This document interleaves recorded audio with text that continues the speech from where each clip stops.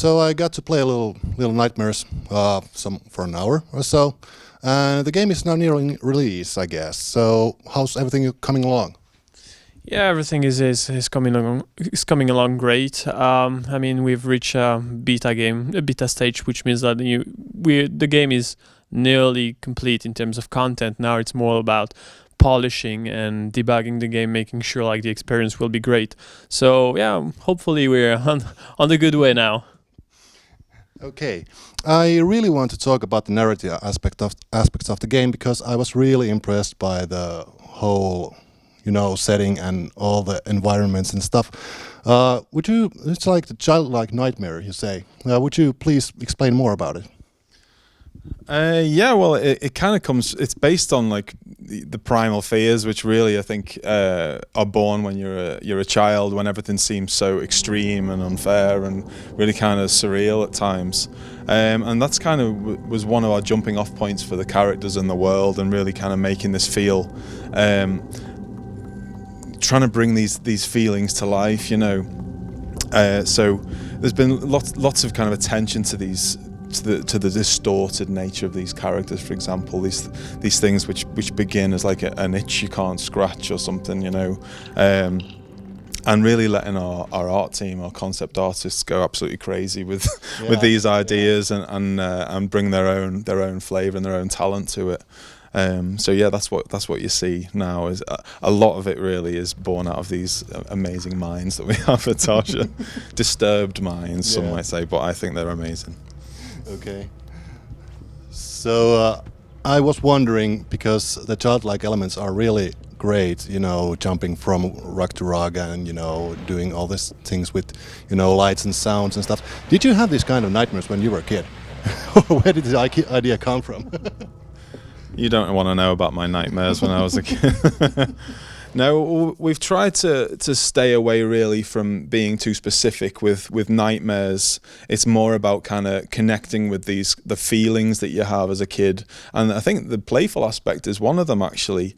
With like jumping on the bed and jumping from carpet to carpet, whatever it is you're doing, is however dark a situation might seem as a child, there's always this compulsion to play as well as to find some sort of magic in there, and playing through the game, you can feel that this is just bleak and gloomy, but there's real moments of kind of joyful playtime in there as well, which again strikes this really nice tone. I think that we've wanted not to have something that just feels unbearably, just dark and only unpleasant. Is when you drop a kid in the middle of that, there's something else that you get. There's like a little spark, a glimmer of hope, I suppose.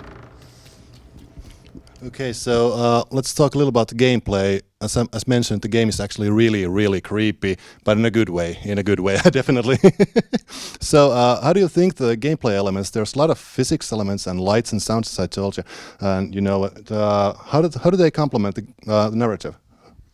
Yeah, well, basically, it's true that we don't have a game that is easy to classify. I mean, we're not doing an horror game, not action game. We call it suspense adventure because we have exploration, we've got puzzle, we've got also platforming and some kind of tension, thrilling moments.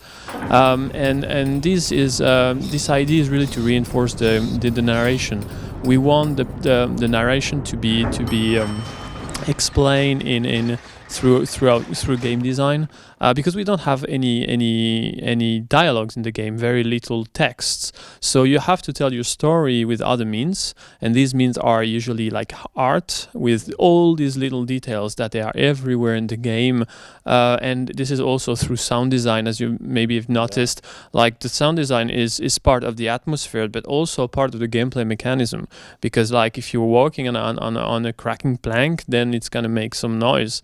That might help you. That might just like make enemy know where you are. So you need to be very careful about everything surrounding you, from objects to sound to everything like this. Yeah. Also, I was wondering, what I saw was an early beta, as somebody told us. There was still lots and lots of different elements throughout the rooms in there. How long will the gameplay be? How long will the game be approximately? And how much will the gameplay change through the course of the game?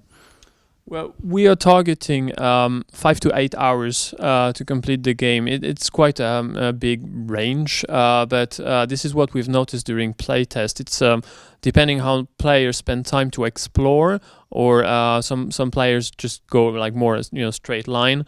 It makes a very big difference. It's also a bit challenging game at some point, so it depends also on the gamer's skills. So yeah, usually people take 5 to 8 hours to complete the game. Okay.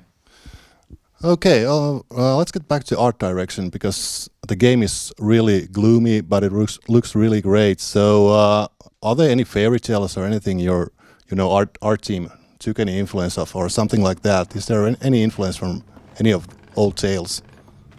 I have to say no, on the most part. I mean, obviously, our art team, like everyone else in the studio, is influenced by so much. I mean, you can't help but absorb the culture that's all around you, but we've not really set out to recreate anyone else's work. And I think what we want to do instead is show what we're all about, and the kind of things that we're passionate about.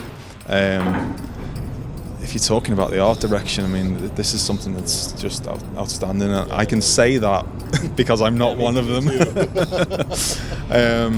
Yeah, I mean, this is something that's been part of the DNA of the company since it was founded.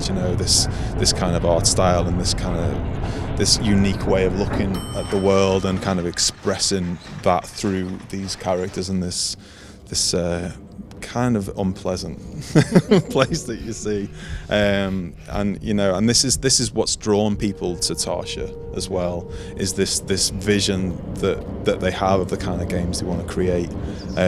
People kind of have bought into that, and so what we've seen since the City Metronome prototype back in 2004 is people have kind of been drawn to that, because they want to work with those kind of games as well. And so what you see with Little Nightmares is an evolution of this kind of lifeblood of the company, and it's really taken a lot more steps into uncharted territory, I guess. Okay, so you guys are now aiming for a late April release, am I right? Is it all on the same platforms at the same time, digital download? Yeah, it's going to be 28th of April, and it's going to be PC, PS4, Xbox One. It's going to be digital, and we also have a physical release with a 6th edition, and also a standard box with soundtrack. Okay. Well, that sounds nice. It was really nice talking to you guys here, and have a really nice day here in Sweden. I look forward to playing Little Nightmares. It looks fantastic, absolutely. Thank you.